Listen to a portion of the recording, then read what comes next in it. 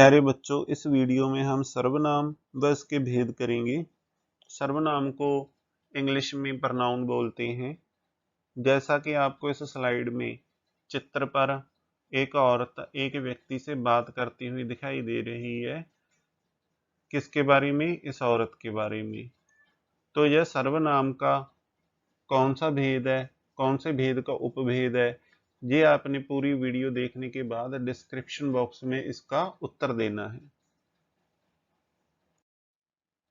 सर्वनाम व उसके भेद। सर्वनाम की परिभाषा: वाक्य में संज्ञा के स्थान पर प्रयुक्त होने वाले विकारी शब्दों को सर्वनाम कहते हैं। जैसे मैं, तुम, तुम, आप, यह, वह, कोई, कुछ, जो, सो, कौन तथा क्या आदि। उदाहरण के लिए, वह स्कूल जा रहा है। वह किसके लिए प्रयुक्त हुआ है? जैसे मोहन के लिए भी हो सकता है, सोहन के लिए भी हो सकता है। अर्थात यह शब्द संज्ञा के स्थान पर आया है, इसलिए यह वाक्य में वह सर्वनाम है। हम आपके दांत हैं, इसमें आपके सर्वनाम है।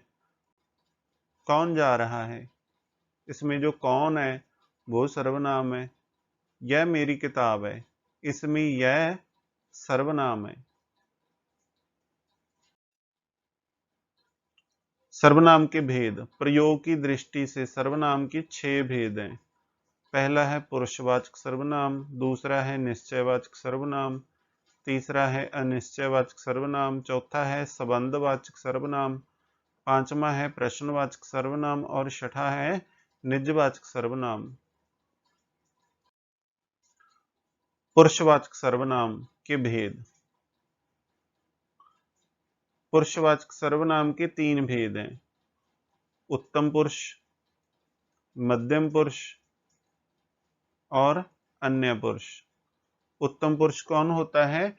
बोलने वाला, वक्ता या लेखक खुद के लिए जिन सर्वनामों का प्रयोग करता है को उत्तम पुरुष सर्वनाम कहते हैं। जैसे मैं, मुझे, मेरा आदि। इस चित्र में यह व्यक्ति इस व्यक्ति से बात कर रहा है।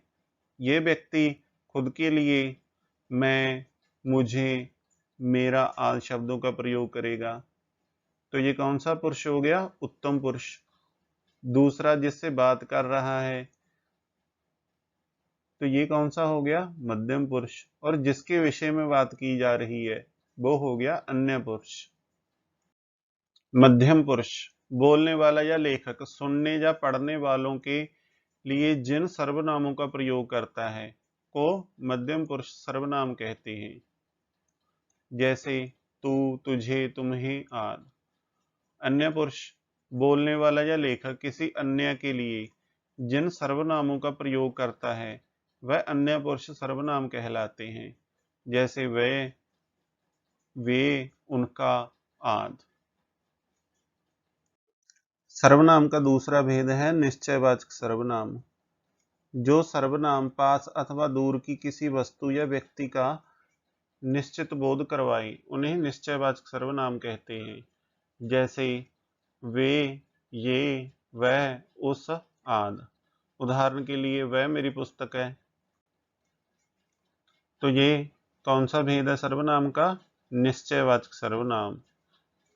उस आदमी पर भरोसा ना करो। तो ये सर्वनाम का कौन सा भेद होगा? निश्चयवाचक सर्वनाम। तीसरा है अनिश्चयवाचक सर्वनाम। परिभाषा: जो सर्वनाम किसी वस्तु या व्यक्ति का निश्चित बोध ना करवाए उसे अनिश्चयवाचक सर्वनाम कहते हैं। जैसे कोई, किसी, कुछ आदि। उदाहरण, कोई तो किश्ती चलाना जानता होगा। कौन गा रहा है, इसमें कोई और कौन। ये अनिश्चयवाचक सर्वनाम के उदाहरण हैं। चौथा है संबंधवाचक सर्वनाम। परिभाषा: जो सर्वनाम वाक्य या उपवाक्य में प्रयुक्त दूसरे संज्ञा या सर्वनाम शब्दों के साथ संबंध व्यक्त करने के लिए प्रयोग में आते हैं उन्हें संबंधवाचक सर्वनाम कहते हैं। जैसे जो, सो, जिसकी आदि। उदाहरण, जिसकी लाठी उसकी भैंस, जो करेगा सो भरेगा। तो इन वाक्यों में जो, सो, जिसकी शब्दों का प्रयोग हुआ है जो संबंधवाचक सर्वनाम के उदाहरण है। जिन सर्वनामों का प्रयोग प्रश्न पूछने अथवा कुछ जानने के लिए होता है उन्हें प्रश्नवाचक सर्वनाम कहते हैं। जैसे क्या, कौन, किसने आदि। उदाहरण, रविवार को कौन आया था। इसमें कौन सर्वनाम का प्रयोग हुआ है और प्रश्न पूछा गया है, इसीलिए यह सर्वनाम के प्रश्नवाचक सर्वनाम का भेद है। आप क्या सुन रही हैं, तो यह भी प्रश्नवाचक सर्वनाम का उदाहरण है। निजवाचक सर्वनाम। निजवाचक सर्वनाम की परिभाषा, जिन वाक्यों में कर्ता खुद के लिए सर्वनाम शब्दों का प्रयोग करता है उसे निजवाचक सर्वनाम कहते हैं। जैसे अपने, अपनी, अपना आदि। उदाहरण, मैंने पूरे पहाड़ को स्वयं पार किया। मैं अपनी पढ़ाई अपने आप करूंगा। इन वाक्यों में कर्ता ने खुद के लिए सर्वनाम शब्दों का प्रयोग किया है, इसीलिए यह निजवाचक सर्वनाम का भेद है। तो ये वाक्य सर्वनाम के किस भेद के अंतर्गत आएंगे, तो ये वाक्य सर्वनाम के निजवाचक सर्वनाम के अंतर्गत आएंगे। बच्चों, मुझे उम्मीद है कि आप सर्वनाम, जिसे इंग्लिश में प्रनाउन कहते हैं, की परिभाषा अथवा भेदों को अच्छी तरह से समझ चुके हैं।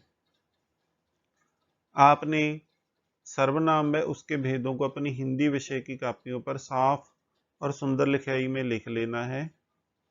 लिखने के बाद इन्हें अच्छी तरह से याद करना है और अपनी पाठ्य पुस्तक में से वाक्यों को पढ़ के उनमें से सर्वनाम शब्द छांटने हैं और वाक्य पढ़कर यह पता लगाना है कि वो सर्वनाम का कौन सा भेद है, कौन से सर्वनाम की कौन से चिन्ह है।